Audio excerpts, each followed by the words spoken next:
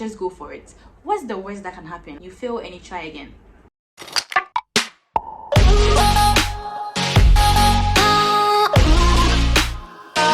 Hello everyone, I'm so excited to be here today because I have some juicy news for you guys. I know it's a new year and there's so many goals flying around. Everybody setting goals about the kind of person they want to become, the kind of businesses and brands they want to start, side hustles, courses, skills they want to develop, and all of that. In this video, I'm going to be sharing with you side hustles in food that you can start right now with little or no money at all. So if you're excited about that, don't forget to subscribe if you haven't done that already. The first one we're going to talk about is meal prepping or food delivery business. So food delivery business basically has to do with you cooking food and delivering it for events, for individuals and all that. There's so many busy professionals who do not want to be buying food from restaurants or buying food outside all the time. They wish they had stews and soups and all that in their freezers, so that when they come back from work, they can just go to the kitchen, cook some rice or yam, and then eat it with their soups and stews. You can actually start with your first client's money, not even your money. One thing to note though, please make sure at least you know how to cook, okay? Because I'm going to be cooking for people to eat in real time, and if it's not nice, you know what is going to happen. Like, that's the end of the business for you. Nobody would want to recommend you, or the person wouldn't come back again to come and buy the food. At least make sure you're a good cook, or you are willing to set aside some time to learn how to cook or polish up your cooking skills. You don't even have to hire the services of a professional graphic designer. That's why I'm saying that you can start with little or no money at all. You just go to Canva, you get a free food template, and you just do something, some small design that, oh, you do this and this, you do stews and soups, you add your rates and everything to it, and then you just start pushing it to your WhatsApp contacts. Please share this for me, and trust me, within your circles, within the circles of your friends circles and all of that, you're going to get people who might need some of these services. The next side hustle that you can start right now at home with little or no capital is food photography. So food pictures are all over the place, from home cooks, food bloggers, restaurants. Food photography is an untapped section. I always talk about it. There are so many photographers out there, portrait photographers, events, weddings, all those things. But how many times do you hear somebody saying, I'm a food photographer? Like somebody actually specializing in only food. And once somebody is able to do that, trust me, the opportunities are endless. How many restaurants do we have in Ghana? How many restaurants do you have in Kumasi, in Accra, all those places? If you are known as an expert in food photography, you're going to make so much money and then do so much amazing work with brands and companies and institutions and all of that. The first thing you have to do is to educate yourself. That's why I said that you need an open mind to be able to learn, and patience, because you don't just say, okay, I want to be a food photographer and now you're working with the biggest brands. No, it's a whole process of becoming that kind of person.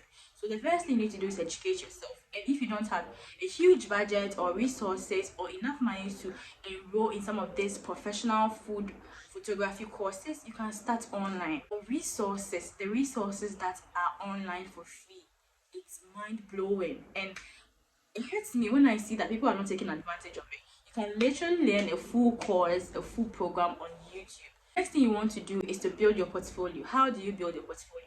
For somebody who is just starting out, the best way to build your portfolio is to work for free.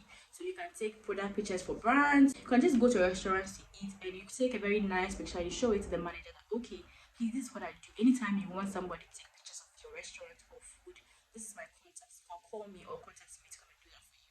And I know at that time it's going to involve a lot of cost, because you're going to use your own money to take transportation and all of that. But trust me, it's going to build up, because once you have those works, you can just save them, print them in your portfolio, whether a digital or a physical version.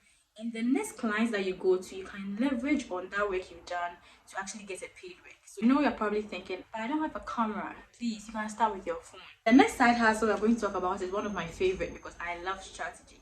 So you can actually learn to become a food content strategist.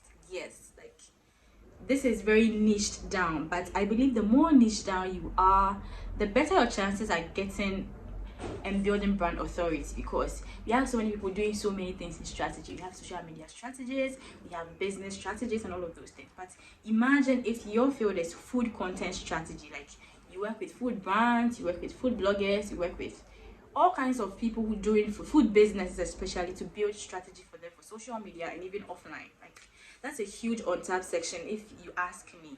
This is how I would start, okay, right? First thing first, I would get as much knowledge as I can. Okay, I would read books, I would read articles, I would watch YouTube videos. I would want to understand how food works, how food strategy works, especially in the age of social media. How do you how does content marketing work? How does content creation works? You need to understand how it works, so that if you are working with brands, advising brands, basically what you're going to do is advising people on how they can position themselves well in the food industry or the food space online. That's all. There are so many brands online who do not even know what to do. What do I post is a headache for them every single day. As a food business, do I post my recipes or do I post my end results? Like, all these are questions people have, and the only way to build a business is to have solutions, solve people's problems. So if people have these questions and you can answer them, you are in business. Voila. So if this is something that you're interested in, I would definitely advise you to go for it. Just make sure you are getting as much information as possible, because you need to learn a whole lot. That side hustle, which is where I'm at, that's basically where I'm at right now, is food blogging. Food blogging, what is food blogging? Food blogging is basically people sharing their love and interest and their experiences, whatever they do with food, with an audience of people online. Most people online, or most food bloggers that I know, are doing food content creation, where they are creating the recipes themselves and they own 100% of the content. So if that's something that you want to do, if you love cooking, if you love creating recipes, coming up with unique recipes for family to try, then food blogging is a side hustle you definitely want to try. This next side hustle we are going to talk about, if you love food and you love writing, it's food writer. You love to write and you love food, combining that to become a food writer is one of the best ways you can actually make good use of your writing and then your love for food.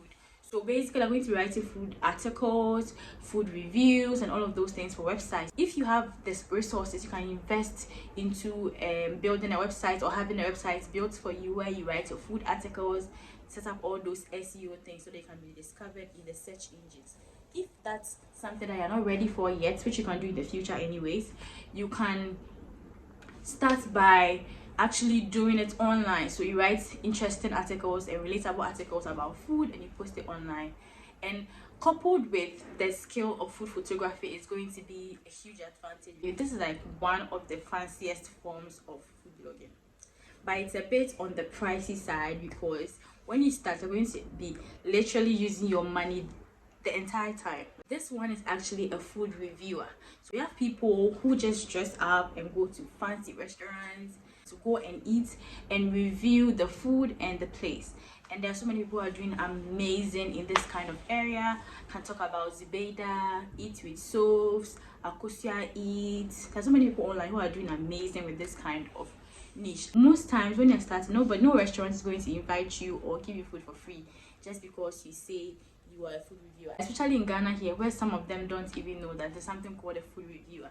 So when you're starting out, it's going to be a bit challenging, but don't give up. If it's something that you're interested in and you have the passion for, definitely do try it. You can start with small restaurants that are more affordable, or if you want your entire niche or entire brand can be about budget restaurants, places that you can get food for at a certain price range, so that if there are people there who want to be able to eat in nice restaurants but are on a budget, they can actually follow your lead, and you can build trust in that kind of business as well the more you do it. If you haven't subscribed, I've given you all this valuable nuggets.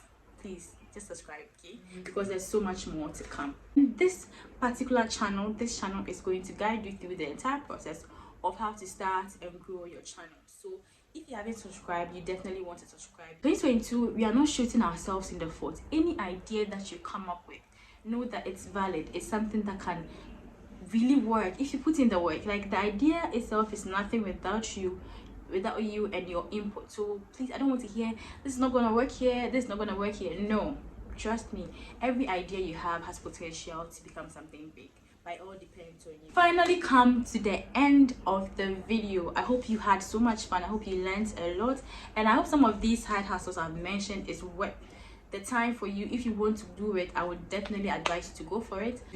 The mantra is just go for it. What's the worst that can happen? Like, what's the worst that can happen? You fail and you try again, right? So the next video, it's bye.